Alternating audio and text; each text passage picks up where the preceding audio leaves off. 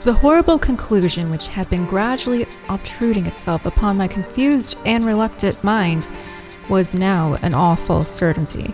I was lost, completely, hopelessly lost in the vast and labyrinth recess of the Mammoth Cave. Turn as I might, in no direction could my straining vision seize on any object capable of serving as a guidepost to set me on the outward path.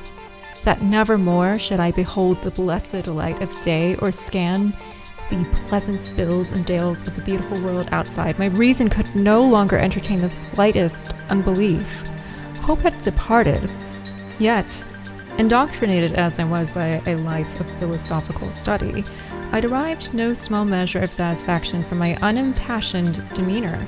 For although I had frequently read of the wild frenzies into which were thrown the victims of similar situation, I experienced none of these, but stood quiet as soon as I clearly realized the loss of my bearings. Nor did the thought that I had probably wandered beyond the utmost limits of an ordinary search cause me to abandon my composure even for a moment. If I must die, I reflected, then was this terrible yet majestic cavern as welcome a sepulchre as that which any churchyard might afford, a conception which carried with it more of tranquility than of despair. Starving would prove my ultimate fate. Of this I was certain. Some, I knew, had gone mad under circumstances such as these, but I felt that this end would not be mine. My disaster was the result of no fault save my own, since unknown to the guide I had separated myself from the regular party of sightseers, and, wandering for over an hour in forbidden avenues of the cave, had found myself unable to retrace the devious windings which I had pursued since forsaking my companions. Already my torch had begun to expire. Soon I would be enveloped by the total and almost palpable blackness of the bowels of the earth. As I stood in the waning, unsteady light, I idly wondered over the exact circumstances of my coming end. I remembered the accounts which I had heard of the colony of consumptives, who, taking their residence in this gigantic grotto to find health from the apparently salubrious air of the underground world, with its steady, uniform temperature of pure air and peaceful quiet, had found instead death in strange and ghastly form. I had seen the sad remains of their ill-made cottages as I passed them by with the party, and had wondered what unnatural influence a long sojourn in this immense and silent cavern would exert upon one as healthy and vigorous as I. Now I grimly told myself my opportunity for settling this point had arrived, provided that want of food should not bring me too speedy a departure from this life.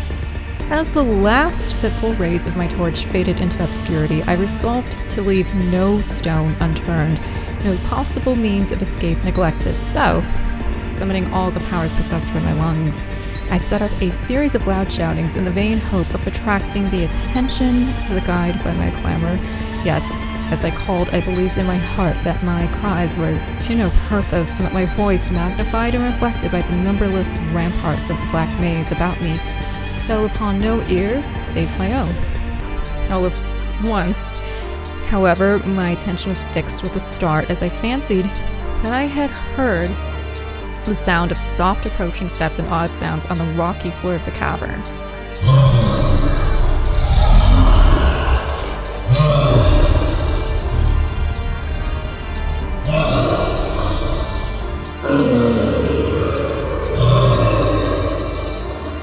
Was my deliverance about to be accomplished so soon? Had then all my horrible apprehensions been for naught, and was the guide, having marked my unwarranted absence from the party, following my course and seeking me out in this limestone labyrinth? Whilst these joyful queries arose in my brain, I was on the point of renewing my cries in order that my discovery might come the sooner, when, in an instant, my delight was turned to horror, as I listened, for my ever-acute ear, now sharpened in even greater degree by the complete silence of the cave, bore to my benumbed understanding the unexpected and dreadful knowledge that these footfalls were not like those of any mortal man. In the unearthly stillness of the subterranean region, The tread of the booted guide would have sounded like a series of sharp and incisive blows. These impacts were soft and stealthy as of the paws of some feline. Besides, when I listened carefully, I seemed to trace the falls of 4 instead of 2 feet.